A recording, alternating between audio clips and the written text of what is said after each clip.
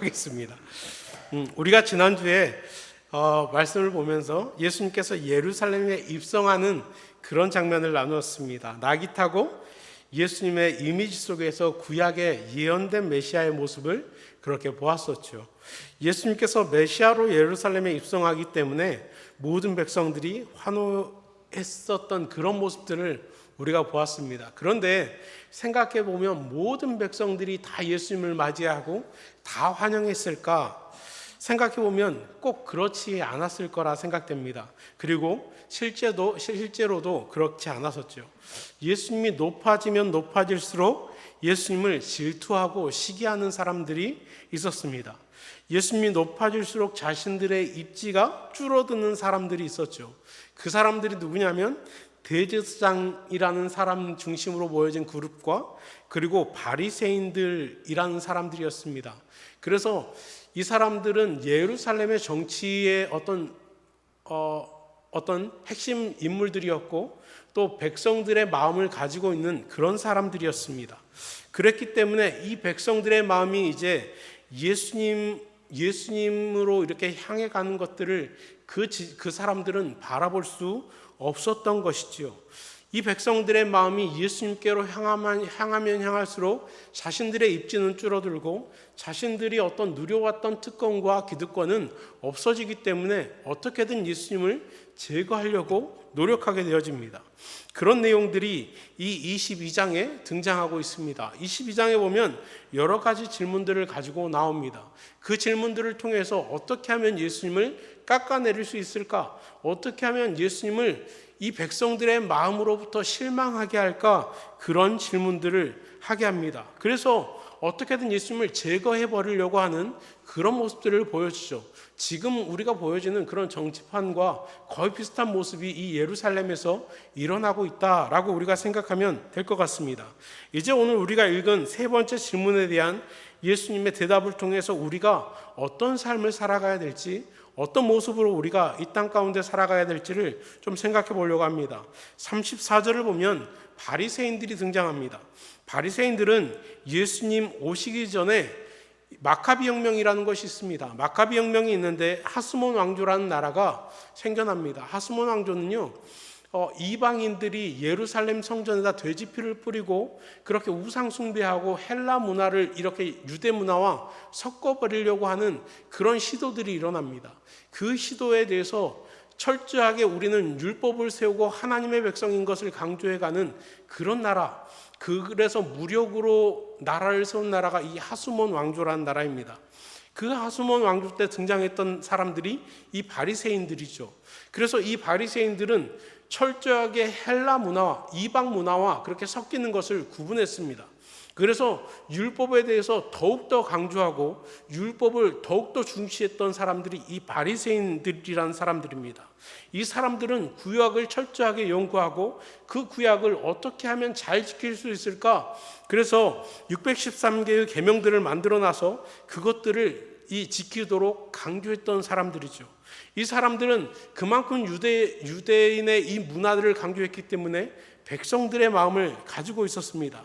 그런데 그들이 와서 이제 묻는 게 뭐냐면 36절에 선생님, 율법 중에서 어느 계명이 큽니까? 이렇게 물어보는 것이죠.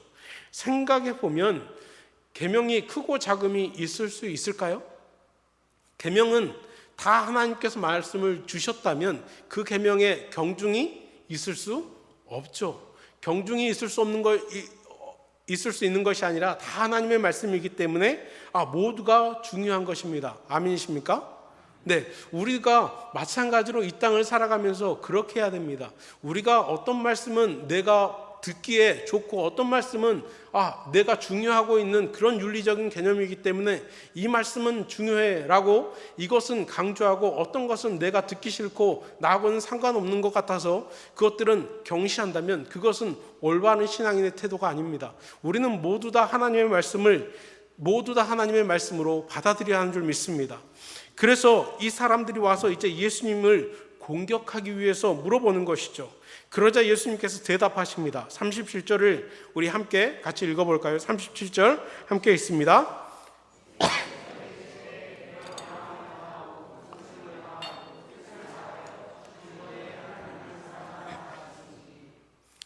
네, 이것이 크고 첫째 되는 계명이다 이렇게 말씀하시죠. 신앙생활의 가장 중요한 첫 번째를 예수님께서는 하나님을 사랑하는 것이다 이렇게 말씀하고 있습니다. 아멘이십니까? 네, 우리의 신앙생활의 첫 번째는 하나님을 사랑하는 것입니다. 신명기 6장 5절을 보면 이렇게 말씀합니다. 들으라 이스라엘아 이렇게 이야기하시면서요, 너는 마음을 다하고 뜻을 다하고 힘을 다하여 내 하나님 여호와를 사랑하라 이렇게 말씀하시죠. 다른 어떤 것보다 먼저 나오는 말이 하나님을 사랑하라라는 것입니다. 하나님은요, 우리를 인격이 없이 자유의지 없이 로봇으로 만들지 않으셨습니다. 하나님은 전인격적으로 우리를 창조하시고 전인격적으로 우리에게 사랑하라라고 그렇게 말씀하십니다. 성경 곳곳에서 하나님께서는 우리에게 뭐라고 표현하고 있냐면 신부 이렇게 표현하고 있습니다. 결혼의 관계로 하나님과 우리의 관계를 그렇게 말씀하고 있습니다. 그 대표적인 본문이 어딘가 하면 호세아서입니다. 호세아서에는요, 하나님이 어떻게 우리를 사랑하셨는지를 보여주고 있습니다. 호세아서에는 고멜이라는 여인이 나오죠. 이 고멜이라는 여인은 몸을 파는 여인입니다. 몸을 파는 여인인데 호세아에게 가서 이 고멜을 데리고 오라고 하죠. 그럽니다. 사랑하라고 그럽니다. 그리고 결혼을 해요. 그런데 이 고멜이라는 여인이 계속 바람을 피웁니다. 그리고 나갔다 오면 아이를 낳고 그렇죠. 그런데 다 자기 아이가 아닙니다. 그럼에도 불구하고 호세아에게 다시 가라 이렇게 말씀하시죠. 그리고 이렇게 말씀합니다. 2장 14절을 보면 그러므로 보라 내가 그를 타일러 거친 들로 데리고 가서 말로 위로하고, 또 6절을 보면 여호와께서 이르시되 그날에 내가 나를 내 남편이라 일컫고 다시는 내 바알이라 일컫지 아니하리라 이렇게 말씀합니다. 이것은 지금 이스라엘 백성들이 하나님 앞에서 어떻게 살아가고 있는지를 지금 보여주고 있습니다. 하나님과 결혼하고 하나님의 신부가 되었던 이스라엘 백성들이 우상 숭배합니다. 바알을 찾아가고 다른 신을 섬기고 이렇게 하면서 끊임없이 하나님이 아닌 것들을 찾아가는 그 이스라엘의 모습이 있죠. 그런데 그럼에도 불구하고 호세아처럼 다시 하나님께서 이스라엘 백성들을 찾아가십니다. 다시 그들에게 좋은 것들로 주시고 사랑으로 베푸시고, 그래서 다시 그들을 위로하고 격려하고, 그러면서 너희가 다시는 내 바알이라고 하지 않겠다. 바알을 내 남편이라고 하지 않고 나는 하나님밖에 없습니다. 이런 말을 내가 듣게 할 만큼 내가 너희를 사랑하겠다. 이렇게 들려주시는 것입니다. 하나님께서는 강압이 아니라 폭력이 아니라 보듬고 위로하고 좋은 것으로 채우셔서 하나님의 사랑을 알도록 하시는 분이신 줄 믿습니다. 그렇게 하나님께서 우리를 사랑해 주셨습니다. 구약에서 끊임없이 말씀하시고 있습니다. 실패와 범죄, 우상숭배, 배신, 그럼에도 불구하고 사랑하신 하나님, 그럼에도 불구하고 은혜를 베푸신 하나님, 그럼에도 불구하고 위로하신 하나님, 그럼에도 불구하고 선지자를 보내셔서 그 백성에게 사랑한다라고 말씀하신 하나님, 그 하나님을 우리에게 끊임없이 보여주시는 것입니다. 그러면서 내가 너희를 이렇게 사랑한다라고 계속해서 말씀하시는 것이죠. 사도 요한은요, 요한일서 4장에 이렇게 고백하고 있습니다. 제가 한번 읽어보겠습니다. 하나님의 사랑이 우리에게 이렇게 나타난 바 되었으니 하나님이 자기의 독생자를 세상에 보내심을 그로 말미암아 우리를 살리려 하심이라. 사랑은 여기 있으니 우리가 하나님을 사랑한 것이 아니요 하나님이 우리를 사랑하사 우리 죄를 속하기 위하여 화목제물로 그 아들을 보내셨음이라. 아멘. 하나님의 사랑은 결정판, 하나님의 사랑의 끝판왕은 바로 예수님입니다.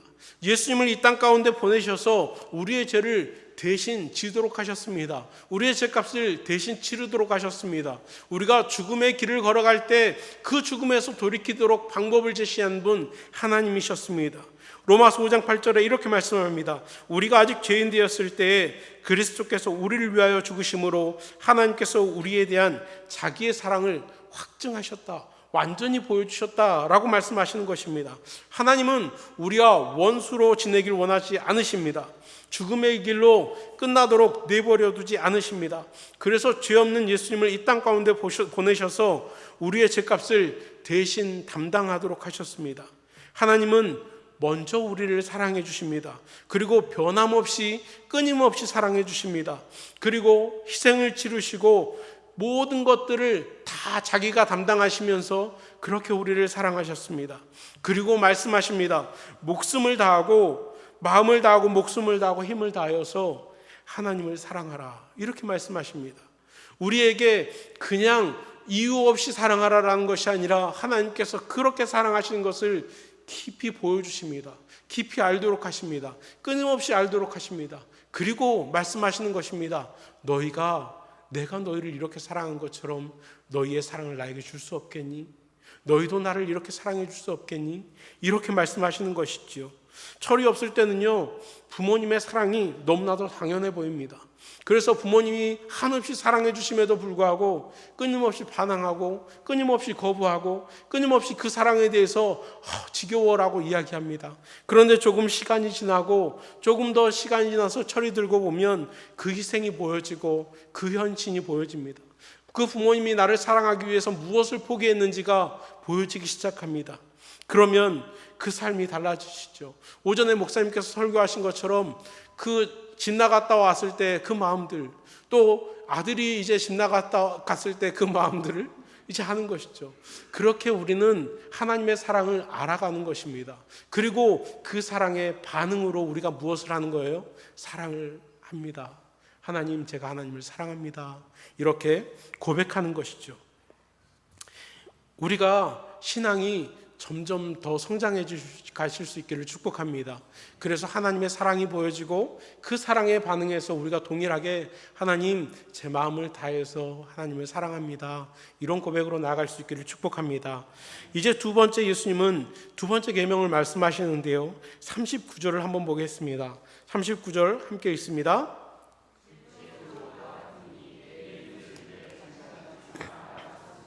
아멘. 이 말씀은 레위기 19장 18절의 말씀을 인용해서 하신 말씀입니다. 원수를 갚지 말며 동포를 원망하지 말며 내 이웃 사랑하기를 내 자신과 같이 사랑하라. 나는 여호와이니라. 이렇게 말씀합니다. 이 문장에서 우리가 생각해 볼 단어는 그와 같은이라는 단어입니다. 순서상 둘째라고 되어 있지만 그와 같다라는 말은 앞의 문장과 동일한 강조점을 가지고 있습니다. 하나님께서 우리를 사랑하실 때 십자가에 달려 죽으심으로 우리를 사랑하셨습니다. 끊임없이 사랑하셨고 변함없이 사랑하셨습니다. 그리고 예수님께서 말씀하실 때 목숨을 다하고 뜻을 다하여 이렇게 말씀하고 있습니다. 이 말은 곧 우리가 하나님께 그렇게 사랑했다면, 하나님께 그렇게 사랑을 고백했다면, 하나님께 그런 사랑을 고백한 사람이라면 우리가 이웃을 향해서도 목숨과 뜻을 다하여 사랑해야 한다라는 의미를 담고 있습니다. 하나님을 사랑하고 하나님을 예배하고 하나님을 사랑하는 것은, 하나님을 섬기는 것은 당연해 보입니다. 그리고 바리새인들만큼 그것에 대해서 철저하게 했던 사람들이 없습니다. 바리새인들은 어떤 제의나 어떤 율법을 지키는 것, 그것을 너무나도 철저히 했던 사람들이죠. 그런데 그들에게 말씀하시는 것입니다.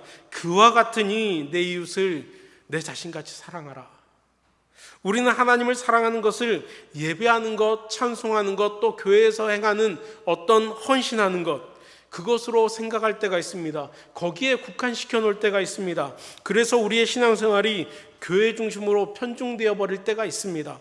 교회에서 모습과 교회 밖의 모습이 너무나도 달라질 때가 있습니다.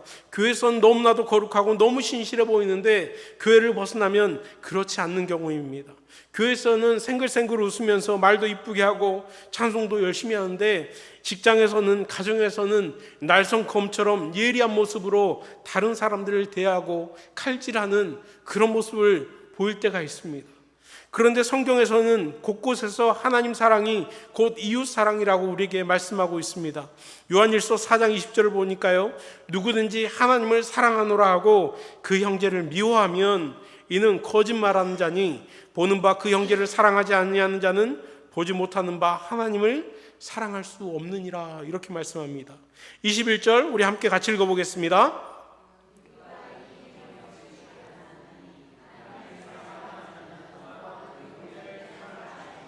아멘. 하나님 사랑과 이웃 사랑이 붙어서 같이 가고 있습니다. 하나님을 사랑한다면 마땅히 형제를 사랑해야 된다라고 그렇게 말씀하고 있습니다. 보이는 형제를 사랑하지 않고 어떻게 보이지 않는 하나님을 사랑한다 할 수 있는가라고 우리에게 물어보고 있습니다. 또 하나 생각해 볼 단어는 내 자신같이라는 단어입니다. 앞에서 우리는 하나님과 이웃을 분리할 수 없다라고 그렇게 말씀했습니다. 하나님과 이웃을 분리할 수 없다면 둘째는 나와 이웃을 분리할 수 없다라는 것입니다. 성경은 끊임없이 연합과 하나됨에 대해서 말씀하고 있습니다. 그래서 내가 남을 낮게 여기라고 그렇게 말씀하고 섬기라고 말씀하시고 베풀라고 말씀하십니다. 창세기 2장 23절을 보니까요, 아담이 하와를 보면서 이런 말을 합니다. 우리 함께 읽어볼까요? 시작. 아담이 이르되 살 중에 살이라 이것을 남자에게서 취하였은즉 여자라 부르리라. 아담이 하와를 보면서 하는 말입니다. 너는 내 뼈 중에 뼈고 내 살 중에 살이다. 다른 존재이지만 나 자신이라는 것입니다. 이것이 하나님 나라의 비밀이고 하나님 나라의 모습입니다. 창세기 12장을 보면 하나님께서 아브라함을 부르십니다. 그리고 뭐라고 하시냐면 내가 너로 큰 민족을 이루고 내게 복을 주어 내 이름을 창대하게 하리니 너는 복이 될 거다, 이렇게 이야기하시면서 너를 축복하는 자는 내가 복을 내리고 너를 저주하는 자에게는 내가 저주하리니 땅의 모든 족속이 너로 말미암아 복을 받을 것이다, 이렇게 말씀하고 있습니다. 하나님께서 모든 민족의 복을 어디에 놓으셨냐면 아브라함 안에 넣어 놓으셨다라는 것입니다. 그래서 아브라함에게 넣어 놓으시고 모든 사람의 복이 아브라함을 통해서 흘러가도록 그렇게 해 놓으셨다라는 것입니다. 분리가 아니라 하나됨을 보여주고 있습니다. 연합됨을 보여주고 있습니다. 그러나 세상은 다름을 말하고 분리를 말합니다. 너와 나는 다르다라는 것을 그렇게 이야기하고 있습니다. 그래서 너보다 내가 더 뛰어나, 내가 더 존귀해, 내가 더 우월해, 그런 이야기를 끊임없이 하고 있는 것이죠. 바리새인들이 지금 하고 있는 말들이 뭐냐면요, 성경을 쭉 읽어보면 바리새인들이 계속하는 말이 뭐냐면 지적하는 것입니다. 다른 사람보다 내가 더 우월하다라는 것입니다. 조롱하는 것입니다. 섬기기보다 억누르려 하고 다른 사람 위에 서려고 하는 그런 모습들로 우리에게 보여주고 있습니다. 요즘 국회의원들의 발언이 뉴스에 오르내리고 있습니다. 감히 말이야 국회의원을 무시해, 이런 발언들도 하고 국회의원들의 말을 이렇게 자신들보다 자신들이 훨씬 더 높다라고 그렇게 생각하면서 호통치는 모습들이 뉴스에 연일 나오고 있죠. 그런 모습들이 우리의 생각 속에서 보면 너와 나를 분리하는 것에서 오는 모습들이죠. 그러나 성경은 우리에게 말씀하시는 것입니다. 모두 죽는다는 사실을 말씀해주고 있고 모두가 죄인이라는 사실을 우리에게 들려주고 있습니다. 끊임없이 성경은 그것을 말해줍니다. 너의 존재는 하나님이 필요한 존재다. 너의 존재는 불완전한 존재다. 너의 존재는 언제든지 실패할 수 있는 존재다. 그것에 대해서 우리에게 말씀해주고 있습니다. 우리가 똑같이 모든 사람이 다 자랑할 것 없는 존재입니다. 우리 한번 옆에 분 한번 보시겠어요? 잘났죠? 대단한 분들이 모여 있습니다. 그런데 이런 말을 해도 될지 모르겠지만 다 똑같습니다. 우리는 정말 대단해 보이는 사람도, 정말 가진 것 많은 사람도, 정말 건강해 보이는 사람도, 정말 재산이 많고 명예가 높은 사람도, 정말 월급을 많이 받는 사람도 다 하나님께서 물어보십니다. 뭐라고 물어보시냐면요, 야, 오늘 밤에 내가 너의 생명을 취해갈 건데 그러면 그거 뭐 할 거니? 이렇게 물어보십니다. 하나님 앞에서 우리는요, 모두가 그 생명에 대해서 누구도 자랑할 수 없는 존재, 하나님 앞에 섰을 때 누구도 자랑할 수 없는 존재입니다. 내가 우월하고 대단해 보일 때마다 하나님 앞에 서시기 바랍니다. 예수 그리스도의 십자가를 바라보시기 바랍니다. 그럴 때 우리는 우리 스스로 우리의 죄가 얼마나 무서운지 알게 됩니다. 우리의 죄가 얼마나 무서우면 하나님이신 그분이 오셔서 십자가에 달려 죽어야 될 만큼 우리의 죄가 그만큼 깊다라는 것을 우리가 알게 됩니다. 그만큼 우리의 죄가 악독하다라는 것을 알게 되고 우리의 본질이 하나님 앞에서 죽을 수밖에 없는 죄인이라는 사실을 알게 됩니다. 혹시 여러분 가운데 누군가와 비교해서 내가 너무 초라하고 너무 보잘것없을 때 하나님을 바라보시기 바랍니다. 예수 그리스도의 십자가를 바라보시기 바랍니다. 여러분은 하나님 자신이 이 땅에 오셔서 십자가를 지실 만큼 무엇과도 비교할 수 없는 그런 존귀한 분인 줄 믿습니다. 그렇기 때문에 우리는 내가 대단한 사람이라고 생각할 때, 내가 비천한 사람이라고 생각할 때, 우리는 십자가를 바라볼 때 비로소 내가 다른 사람들과 동일한 인간이구나 라는 사실을 깨닫게 되어지죠. 우리는 모두 하나님의 사랑을 받은 사람입니다. 모두가 특별한 존재이지요. 나는 나로 하나님께서 사랑해 주셨습니다. 나기 때문에 하나님께서 사랑해 주셨죠. 누구와 비교해서 사랑하지 않습니다. 너는 저 사람에 비해서 이렇기 때문에 너를 사랑한다, 이렇게 말씀하지 않으십니다. 내가 너를 사랑해, 이렇게 말씀하십니다.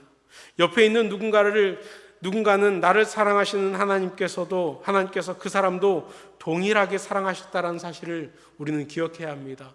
옆에 있는 사람들이 정말 보잘것없고 옆에 있는 사람과 비교했을 때 나는 너무나도 보잘것없고 그래도 모두가 동일하게 하나님께서 사랑하셨다는 사실을 기억할 때 우리는 서로가 서로를 존귀하게 대할 수 있습니다. 우리는 나만이 아닌 우리로 함께 나아갈 수 있습니다. 이제 말씀을 마칩니다. 마음을 다하고 목숨을 다하고 힘을 다하여 하나님을 사랑하는 것은 이웃 사랑과 분리되어 있지 않습니다. 우리가 여기에서 예배를 드린다면, 우리가 하나님의 말씀을 듣고 하나님을 찬송을 하는 사람이라면 우리가 여기에서만이 아니라 우리가 살아가고 있는 직장, 우리가 살아가고 있는 가정, 우리가 만나는 사람들을 사랑하실 수 있기를 축복합니다. 뿐만 아니라 우리가 너와 나를 분리하지 않고 나를 사랑하신 하나님께서 옆에 있는 이 지체도, 이 사람도 사랑하는 존재임을 우리가 늘 기억하면서 내가 이 사람을 존귀히 여겨야지, 내가 이 사람을 나처럼 사랑해야지, 이런 마음으로 우리가 사랑하실 수 있기를 바랍니다. 그럴 때 우리를 통해서 누가 보여지냐면 하나님께서 보여주시는 줄 믿습니다. 우리가 함께 사랑할 때 우리는 하나님의 사랑을 이 땅 곳곳에 증거하는 사람이 되어진 줄 믿습니다. 그렇게 우리가 하나님을 사랑하고 이웃을 사랑함으로 인해서 하나님 나라를 이 갈릴리 공동체에, 또 우리가 살아가는 곳곳에 그렇게 증거하는 하나님의 백성으로 설 수 있기를 축복합니다.